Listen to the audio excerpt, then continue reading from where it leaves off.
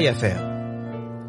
Kahit dugot pawis pa ang ipuhunan mo sa isang bagay na napakahalaga sa iyo, kapag meron nang nangialam dito, mababaliwala lang ang lahat ng mga pinaghirapan mo.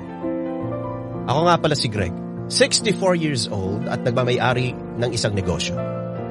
Nasa tanghali pa lang ang Dear IFM ay naging ugali ko na at ng mga tauhan ko na makinig sa programa nyo dahil gandang-ganda kami sa mga kwento dito.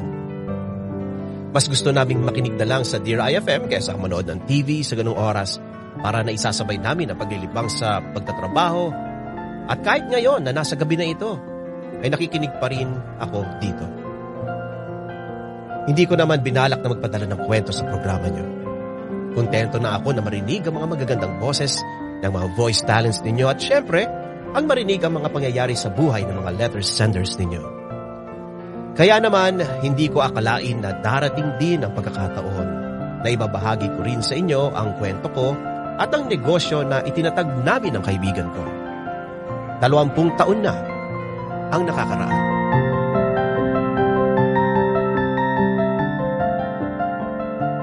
O ano Greg, handa ka na ba? Nakakabahan ako, Danny. Bakit ka naman kinakabahan? Ewan ko ba, siguro excited lang ako. Relax ka lang pare, wala pa naman eh. Ipapakita ko lang sa'yo yung pwedeng maging pwesto natin. Oo nga eh, pasensya ka na pare. Ayos lang yan, ano ka ba? O ano, buksan ko na ha? Sige pare. Oh, to.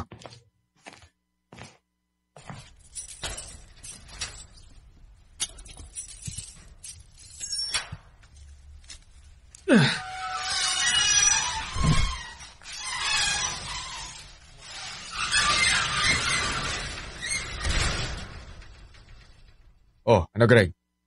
Kumusta? Ano masasabi mo? Danny, okay ito ah. Tama lang yung lawak ng pwestong nakuha mo. Sabi ko na nga ba? Sabi ko na matutuwa ka eh. Pare, maraming salamat. Huwag ka na muna magpasalamat. Ano ka ba? Hindi pa nga natin naiisip kung anong klaseng negosyo tatayo natin dito eh. Ano ka ba pare? Malaking bagay na sa akin to. Yun bang makita lang na meron na tayong pwedeng pagtayuan ng negosyo natin? Malaking bagay na sa akin yun eh. Sa bagay. Pero pare, magkano ba yung babayaran natin ano dito sa pwesto? Huwag mo nang isipin yan. Saka na lang natin pag-usapan yan. Ang importante may nahanap na ako. Danny, kinakabahan talaga ako eh. Bakit na naman? Magmula nung nakapagtapos ako sa pag-aaral, buong buhay ko, empleyado ako. Hindi ko alam kung ano ba mangyayari sa akin dito. Tama kaya yung desisyon ko na pasukin tong pagnegosyo? Greg, pare, napag-usapan na natin to. Hindi mo malalaman kung hindi mo susubukan, di ba? Saka, huwag kang mag-alala. Magkasama naman tayo dito eh. Huwag kang masyadong kabahan dyan. Danny, ikaw yung may karanasan sa pagnegosyo. Gabayan mo na lang ako. Oo. Akong bahala sa'yo ha. Pero teka lang ha. Ano nga pala yung magiging negosyo natin? Ikaw, may naisip ka na ba? Nung nag-aaral pa ako, nagkatrabaho na rin ako nun eh. Nagtitinda ako ng tinapay noong mga panahon na yun. At hindi lang yun. Marunong at masarap din akong gumawa niyan. Kung ako yung tatanungin mo, bakery talaga yung gusto ko.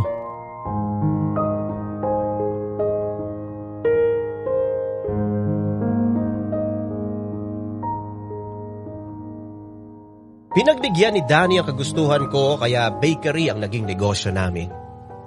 At sa loob ng 20 taon, masasabi kong marami ng pinagdaanan ang bakery namin. Si Danny ang bahala sa pagpupondo sa mga gastusin para sa mga kakailanganin sa loob ng bakery. At ako naman ang nagdedesisyon sa pagpapatakbo nito. Pati sa pag-hire ng mga taong magtatrabaho sa bakery namin, ako na ang nagdesisyon niyan. Marami ng mga taong pumasok para magtrabaho sa amin. May ibang hindi na namin kasama dahil lumipat sa iba. At meron namang ilang taon nang nagtagal sa amin. Ilang tawanan at iyakan na rin ang naranasan namin dito. Kaya mahal na mahal ko talaga ang negosyo kong ito. Kaya naman hindi ko inaasahan na merong isang taong darating na magpapabago sa takbo ng buhay namin dito sa bakery. Parin Danny, pasensya ka na. Medyo magulo lang kami dito ngayon eh. Kapag ganitong oras kasi malapit na magsidatingan yung mga bibili. Bakit ka nga pala napadaan kayo dito ng anak mo sa bakery? Alam mo kasi, Greg, gusto ko kasing maobserbahan ni Ana kung paano patatakbuhin tong bakery natin. Kaya, ito, sinama ko muna dito para makita niya. Oo nga po, Tito Greg. Naging interesado lang akong malaman. Pasensya na rin po sa storbo, ha? Hindi. Okay lang yun. Maganda na rin yung makita mo kung paano ang buhay namin dito sa bakery. Malay mo, ikaw na rin yung magmana nito. Ganun po ba? Pare, may tatanong lang ako ha. Nagtataka lang ako. Bakit na, kahit na napapansin ko abala ka rito sa bakery, ang linis pa rin ang damit mo ha? Meron ka bang sikreto dyan kung bakit ganyan kaputi yung t-shirt mo? Magandang klase yung sabong panlaban na ginagamit ko sa mga damit ko eh. Pride detergent. Di lang puti. Kisla puti. Ayos. Minsan makabili nga at magamit yung sabon na panlaban na yan. O sige, sandali lang ha. Medyo busy lang kami dito eh. Amy, bilis-bilisan nyo naman yung paglalagay ng mga kababayan sa estante. Kanina pa hinihintay ng mga bumibili yan eh. Opo, Kuya Greg. Inuuna ko lang po itong mga pandikoko. Pakibilisan naman. Kanina pa hinahanap ng mga bumibili yan eh. Mamaya, dadami na yung mga tao. Eto na po, Kuya. Malapit na po. Yung mga pandemonggo ba, nagawa na? Tanungin niyo po si Junjun, Kuya. Ano ba kayo? Bakit nagtuturoan pa kayo? Si Junjun ho kasi yung nakatoka dyan sa pandemonggo eh. Hindi pwede yung ganyan nagtuturoan kayo ha. Nasa isang bakery lang naman kayo. Hindi niyo pa alam yung ginagawa ng isa't isa. Pasensya na po, Kuya. O sige na. Junjun, kanina pa sinasabi ni Amy yung pangalan mo. Di ka malang nagsasalita dyan. Konti na lang Kuya Greg. Maluluto na to. Siguraduhin mo lang ha. Marami rin sa mga bumibili sa atin ng paborito yan. Alam ko na yung kuya. At saka, ako na bahala dito. O teka, bakit hindi pa nakalagay yung mga ban sa plastic? Ay, eto kasing si Mimi eh. Oy Mimi, ano ka ba? Cellphone ka ng cellphone dyan. Ikaw yung sinabihan ko dyan sa mga bansa. Nako, Mimi ha. Hindi pwede dito yan. Kapag trabaho.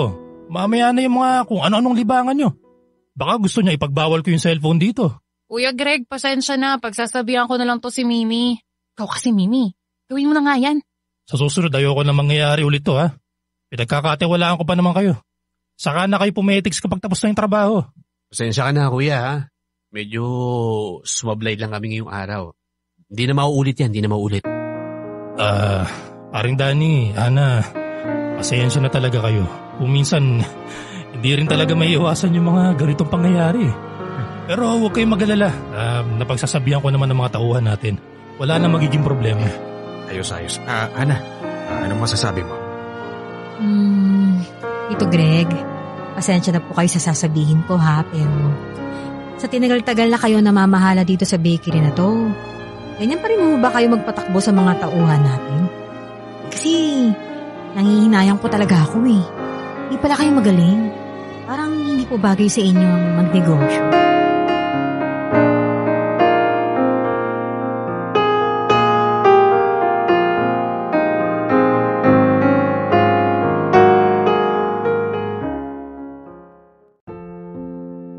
Sa mahabang panahon na ako ang nagpapatakbo ng negosyong ito, ngayon pa lang ako na-insulto ng ganito. Nasaktan talaga ako sa mga sinabi ni Ana sa akin. Nakapagtapos siya sa isang magandang paaralan, pero parang hindi niya natutunan ang salitang respeto. Hindi ako makapaniwala sa ginawa niya. At kung hindi lang siya anak ni Danny, malamang ay sumagot din ako ng pabalang sa kanya. Pero pinigilan ko na lang ang sarili ko. Hanggat makakaya ko, pipilitin kong hindi magkaroon ng gulo. Hindi ko nga lang maintindihan kung bakit parang hinayaan na lang ni Danny na gawin sa akin yun ng anak niya. Hanggang sa mukhang nagiging malinaw na ang lahat. Meron pala silang binabalak para sa bakery namin. Gusto mong bilhin yung bakery namin? Opo tito. Teka lang. Bakit naman hugay na yung reaksyon nyo? May problema po ba? Sigurado ka ba dyan sa sinasabi mo? Oo naman po, tito. Sigurado po ako. Nakita ko pa naman kung paano nyo patakbuhin yung negosyo nyo ni Papa. Anong sinabi mo? Greg, relax lang. Konting lamig lang ng ulo. Pare, bakit ba ganito makipag-usap yung anak mo sa akin? Pasensya ka na. Ana, ano ba? Ayusin mo naman yung pakikipag-usap mo sa tito mo. Sorry po. Sinasabi ko lang naman po yung totoo eh. Ano bang pinapalabas mo? Ana, hindi mo ba alam kung gaano katagal ko lang ginagawa ang pagpapatakbo ng bakery na to? Yun na nga po eh. Sa tagal-tagal na po, sa loob ng pamamahala nyo ni hindi man lang lumago. Pare, hindi ko na talaga nagugustuhan yung lumalabas sa bibig ng anak mo. Greg, di ba sinabi ko naman na huwag nating daanin sa init ng ulo. Pakinggan muna natin yung gustong sabihin nito ni Ana. Ana naman, dahan-dahan lang sa pananalita mo. Respetuhin mo naman ang tito mo. Ay nako. Pasensya na po Ayoko lang po kasi ng paligoy-ligoy pa, Tito Greg. Ang masasabi ko lang po talaga dito, sa loob ng 20 years, wala man lang po naging improvement ang bakery sa pamamahala nyo. Kung ano po yung bakery noong bata pa ako, ganun na ganun pa rin siya hanggang ngayon. Wala man lang pong pagbabago. Ano ba yung mga pinagsasabi mo? Pagbabago? Bakit? Ano bang dapat baguhin? Bakery ang negosyo namin. Nagbebenta kami ng iba't ibang klase ng tinapay. Hindi ko maintindihan kung ano yung pinupunto mo eh. So titigil na lang po tayo sa tinapay. Wala na po ba tayong pwedeng mai-offer pa para mas dumami naman yung customers natin? Yan po yung problema sa inyo eh. Masyado pong naging limitado yung negosyo dahil sa iniisip nyo. Uy, ano naman ngayon kung walang pagbabago? Yan nga ang hinahanap-hanap sa amin ng mga customer namin eh. Yung hindi nagbabago yung sarap ng mga tinapay namin. Kung wala namang problema, wala tayong dapat ayusin. Sigurado po ba talaga kayo dyan? Bakit po ganun, Tito? Bumababa ang kita ng bakery nyo. Teka lang, hindi na yata totoo yan. Hanggang ngayon, marami pa rin bumibili sa bakery namin. Kalokohan yan. Hindi, Greg. Totoo ang sinabi ni Ana. Kaya nga, hiningi ko na ang tulong niya. Bumababa na talaga ang kita ng bakery natin. Ano? Ikaw ang namamahala sa bakery, di ba, Greg? Pero ako ang umahawak sa pondo at pumapasok na kita sa negosyo natin. Hindi ko lang masabi sa'yo dahil baka mag-alala ka pero nung nakaraang taon pa bumababa yung kita natin. Siguro napansin mo naman, kumukonti na rin yung mga bumibili sa atin. Oo nga, pero marami pa rin naman yung mga bumibili.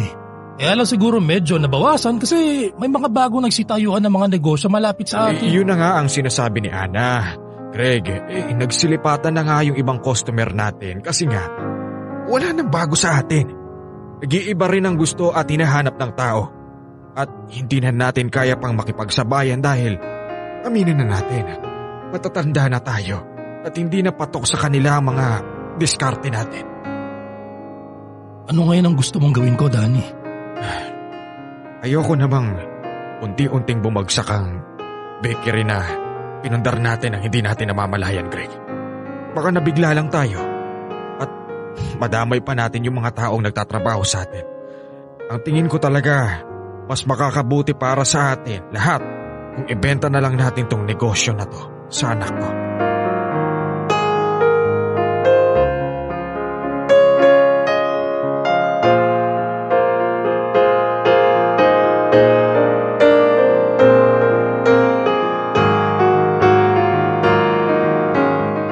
Hindi ko talaga matanggap na nalulugi na ang bakery namin.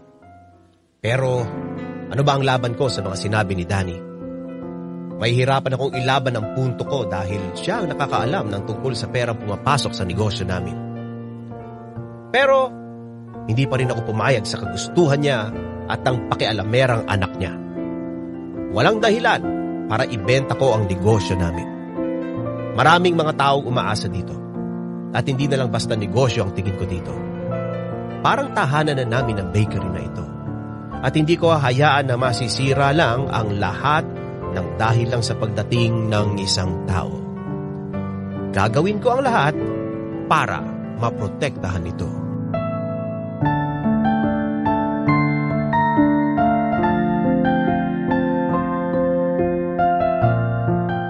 Dahil sa hindi tumitigil si Danny sa pangungumbinsi sa akin na ibenta namin ang bakery sa anak niya at sa matinding stress na naramdaman ko ng dahil sa mga problema, nagdesisyon akong magbakasyon muna para makapag-isip-isip ng mabuti. Kahit papaano ay naiintindihan ko rin ang posisyon ni Danny.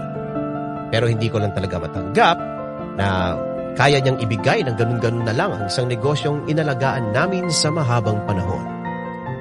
Ang akala ko ay makukuha ko ang mga sagot sa mga tanong ko sa pagbabakasyon ko. Pero parang lalo lang akong naguluhan, kaya nagdesisyon na lang akong bumalik.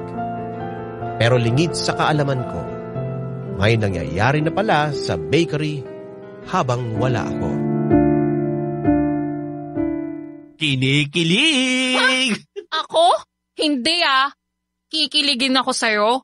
No way! As in, iyak! May pa no way pa. Kung hindi ko pa alam may gusto ka naman sa akin. Kala mo naman kagandahan ka. Aminado naman ako. Di ako katulad mo. Gwapong-gwapo sa sarili kahit hindi naman. Ay, hindi naman ako ganyan, no? Basta ang alam ko, may itsura ako at crush mo ko. Kuya Grego! Alam nyo, kapag hindi nyo itinigil yung asaran nyo, imbis na mahugasan yung mga pinggan, baka mabasag pa yung mga yan. Sorry kuya. Eto na, nahugasan ko na lahat. Tapos na rin ako. Eto kasi si Junjun eh. Kuya Greg, may tanong lang pala ako. Ano yun? Bakit ganun? Tanggal agad yung sebo ng mga hinugasan ko. Ang galing naman itong dishwashing liquid nyo. Aba, oo. Siyempre naman. Kaya nga yan yung lagi kong binibili kasi sobrang effective. Bawat pahid, linis solid, smart dishwashing. Yan pala yun. Sabihin ko nga sa nanay ko, yan na lang yung gamitin namin sa bahay. O sige na, seryosong usapan na tayo . Umupo na kayong dalawa. Ano ba yung nangyari sa bakery nung nawala ako? Hoy, Junjun, ikaw na magkwento kay Kuya Greg. Hindi ko mapigilan yung inis na nararamdaman ko eh. Ganito kasi kuya. Ang akala namin simpleng araw lang yun na gagawa, tapos magbebenta kami ng tinapay. Yung typical na ginagawa namin sa bakery. Tapos, biglang dumating dun si Ma'am Ana. May mga kasama pa siyang mga lalaki. Ano? Bakit kailangan pa niya magsama ng ibang mga tao? Ano yan, tinatakot niya kayo? Di ko alam eh. Ayokong isipin na yun yung gusto niyang gawin sa amin, pero yun yung nararamdaman namin eh. At kuya, eto na nga. Pagkatapos, bigla-bigla na lang niya pinasara yung bakery. Anak nang... Hindi ko maintindihan kung bakit kailangan pa niyang gawin yan eh. Kasama ba niya yung tatay niya nun? Hindi kuya eh. Wala si Boss Danny nun eh. Yun nga yung ikinasasama ng loob namin eh. Parang wala siyang pakialam sa ginagawa ng anak niya sa amin. Ano pa bang nangyari nun? Yun kuya. Sinabihan niya kami na magtatanggal raw ng mga tao.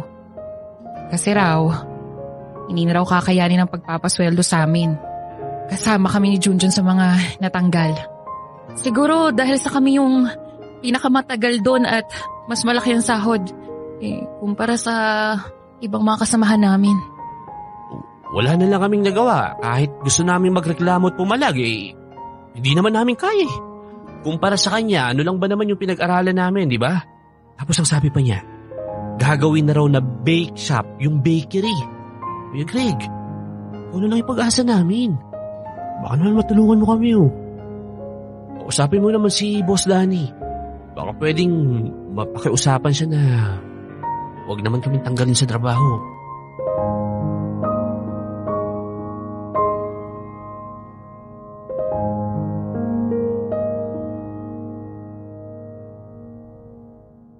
Hindi ako nakapag-asawa at hindi na ako nagkaroon ng pagkakataon na magkaroon ng sariling pamilya dahil magmula nang naitayo ang bakery, buong buhay ko na ang iginugol ko dito. Sina Emmy, Junjun at ang iba ko pang mga tauhan sa bakery na ang tinuturing kong pamilya. Kaya napakasakit para sa akin ang ginawa ni Ana sa kanila. Hindi ko akalain na makakaya niyang gawin yan sa mga pobreng tauhan namin. Sumusobra na talaga siya at hindi ko na makakayang hayaan pa ang mga hindi magagandang ginagawa niya sa amin. Kailangan gumawa na ako ng paraan at kahit na alam kong nakasalalay na dito ang maraming taon ng pagkakaibigan, dapat ko nang kausapin ang tatay niya at baka sakaling makita na nito ang hindi magandang ugali ng anak niya. Danny, ano ba naman tong ginagawa ng anak mo sa mga tauhan natin? Greg, wag naman masyadong mainit ang ulo mo. Kalmahan mo lang.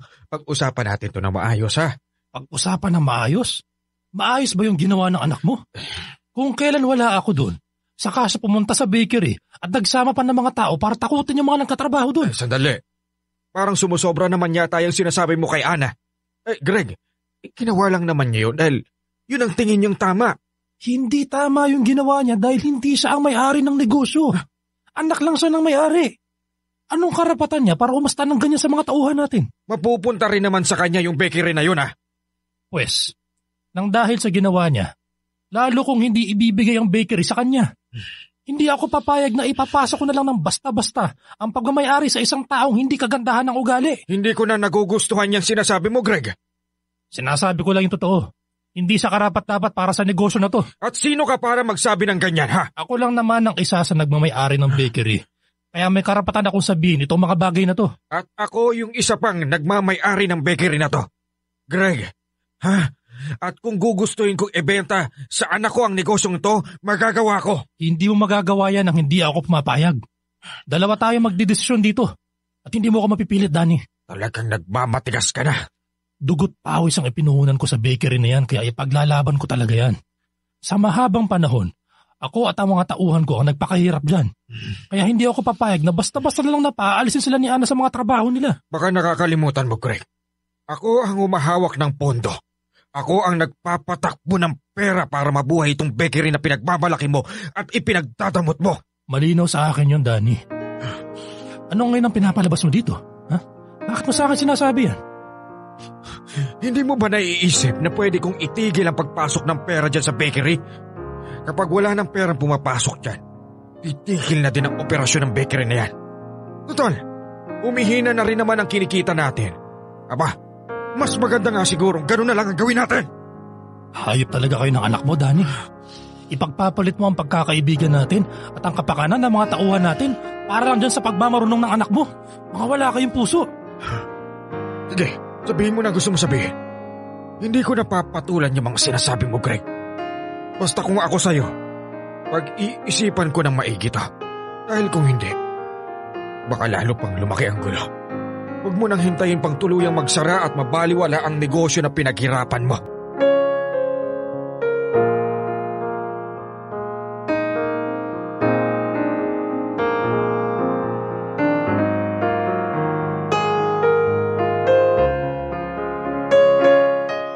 Hindi ko akalain na darating sa ganitong punto ang pagkakaibigan namin ni Danny. Ang taong dating laging sumusuporta at laging nandyan para sa akin. Ang siya ngayong gustong magpabagsak, hindi lang sa akin, kung hindi sa mga taong umaasa sa negosyong parehong pinaghihirapan namin. At nangyari lang ang lahat ng ito nang dahil sa dumating sa eksena ang anak niya. Sa isang iglap, nagbago na ang lahat para sa amin. Dahil ayoko nang lumaki pa ang problema at lalo pang mahirapan ang ibang mga taong nadadamay dito, nagdesisyon na akong pumayag sa kagustuhan ng mag-ama. Labag man sa kalooban ko. Pero inisip ko na lang, para na rin siguro ito sa ikakatahimik naming lahat. Ibinigay ko na ang lahat-lahat ng gusto nila. Kaya siguro naman, baka pwede nilang mapagbigyan ng ilan sa mga kahilingan namin.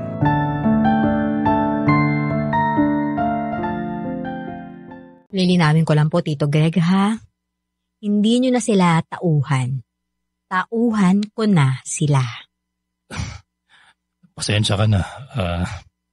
Matagal ko na rin silang hinawakan at napamahal na rin sila sa akin. Hindi ko basta-basta na lang na mabibitiwan yung samahan namin sa bakery na yan. Tito, naiintindihan ko naman po yun. At bago ko nga po pala makalimutan na sabihin sa inyo, ngayong ako na yung may-ari ng bakery, hindi na po siya bakery ngayon. Magiging bake shop na po siya. Alam ko namang yan talaga yung binabalak mo. Gusto ko lang po na maging malinaw po sa inyo. Baka po kasi may reklamo pa kayo eh. Gusto ko lang din naman pong iparating sa inyo na ako na po yung may-ari ngayon. Kaya anuman po yung rejection nyo or negative reaction nyo, wala na rin po kayong magagawa. Hindi mo na kailangan pang ipagdiinan sa akin yan. Ganun naman po pala eh. ano pa po ba talaga yung dahilan ng pagpunta nyo dito?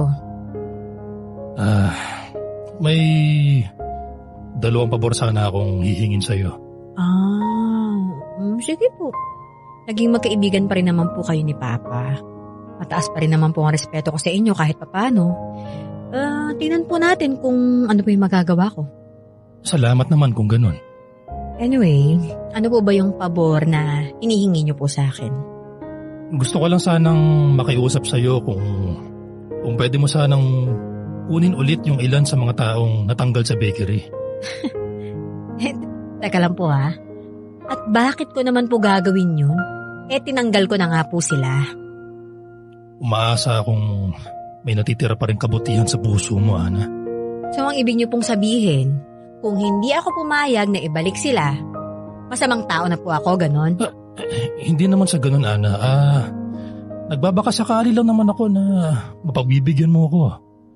Para sa kapakanan lang ng mga taong minsan nagsilbi rin sa negosyo ng papa mo. Tito, pasensya na po ha, pero hindi po ako papayag. Wala po akong balak na ibalik ang mga tauhang tinanggal ko na. Pero bakit naman? Dahil ayoko na pong makipagtalo sa inyo tungkol dyan, Tito Greg. Pero ang akin lang po, kaya nga po sila tinanggal. Kasi nga po, bukod sa hindi nakakayanin na magpasweldo pa ng marami pang tao, kailangan ko na rin pong magbago ng mga tauhan. Kasi nga po, ibang negosyo na nga po yung binabala ko, di ba? Saka magpakatotoo na po tayo rito. Hindi po talaga ako believe sa mga tauhan nyo. O sige. Maghahanap na lang ako ng ibang paraan para mabigyan sila ng trabaho. Baka naman mapagbigyan mo na ako sa isa pang pabor na hihingin ko. Teka lang, Tito. Relax lang. Puso mo. Mainit na naman po yung ulo nyo. Tumataas na naman yung boses nyo eh. Ano po ba yung isa nyo pang request? Gusto ko sanang makuha yung pugon na ginagamit namin sa bakery. At bakit nyo naman po gustong makuha yung pugon? Ana, ako yung may-ari ng pugon na yan. Sarili kong pera ang ginamit ko para mabili yan. Hindi mo naman na siguro kakailanganin yan. Ibigay mo na lang sa akin para magamit ko pa at sayang naman. Tito Greg, hindi ko po ibibigay yung pugon sa inyo. Ano? Binili ko na po yung bakery, di ba? At yung pugon, bahagi ng bakery. Kaya ibig sabihin, kasama yung pugon na yun sa binili ko. Kaya bakit ko po ibibigay sa inyo? Pati ba naman yung simpleng bagay na yan, hindi mo pa ako mapagbigyan? Sa akin naman yan eh. Ay nako, Tito Greg. Pinaliwanag ko na nga po sa inyo, di ba? Ang linaw-linaw. Alam niyo, ayoko na pong ulitin ha. Basta hindi ko po ibibigay yan at baka may paggamitan pa ako dyan. Pero kung gusto niyo po talaga makuha yan, pwede ko naman pong ibenta na lang sa inyo. Napakamautak mo talaga, Ana. Lahat talaga gagawin mo para lang makapanlamang ng tao. Ano ba ang akala mo? Magpapatalo ako sa'yo? Ha? Lalaban ako. Babawiin ko yung pugon ko sa'yo. Ay nako, Tito, nagpapatawa ka yata eh. At ano naman po yung gagawin nyo? Idedemanda nyo ako para lang makuha yung pugon nyo na yan. Di subukan nyo. Huwag nyo na po akong takutin at alam ko naman pong wala kayong laban sa akin. Sinasabi ko po sa inyo kayo lang po ang mapapahiya. Dapat ngayon pa lang, alam nyo nang kahit anong gawin nyo, talong-talo ko na kayo.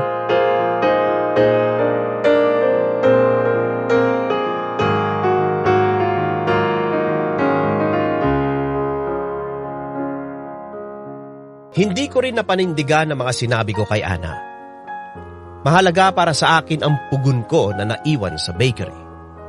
Pero naisip ko ring mauubos at masasayang lang ang oras, atensyon at pera kung ipaglalaban ko pa ang pagbawi dito.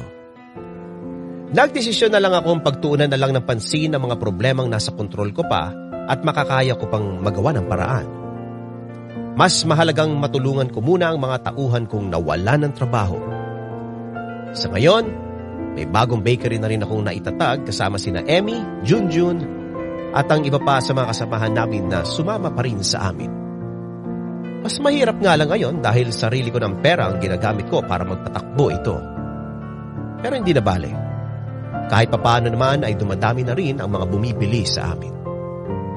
malakas daw ang bake shop ni Ana. Pero wala na akong pakialam. Nagsibalikan na rin sa amin ang mga solid na customers namin. Ang importante, paunti-unti ay nakakabangon na rin kami sa mga pagsubok na pinagdaanan namin.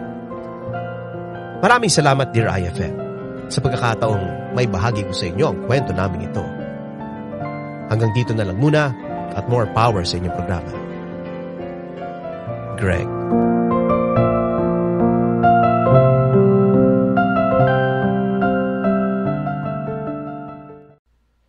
Idol, may kwento ka bang nakakakilig? O di kaya naman may kurot sa puso? Pampa-good vibes. O baka naman gusto mo lang makapagbigay ng inspirasyon? Halika! Pwedeng-pwede kang magpadala ng kwento ng buhay mo sa amin. Magpadala lang ng sulat sa email dearifmstories@gmail.com o di kaya naman mag-PM sa official Facebook page namin. Hanapin lang ang Dear IFM at kami nang bahala sa'yo. Malay mo, kwento mo na pala ang susunod na mapapakinggan. Ano pang hinihintay mo? Ikwento mo na yan dito sa amin sa Dear IFM, kung saan una ang kwento mo.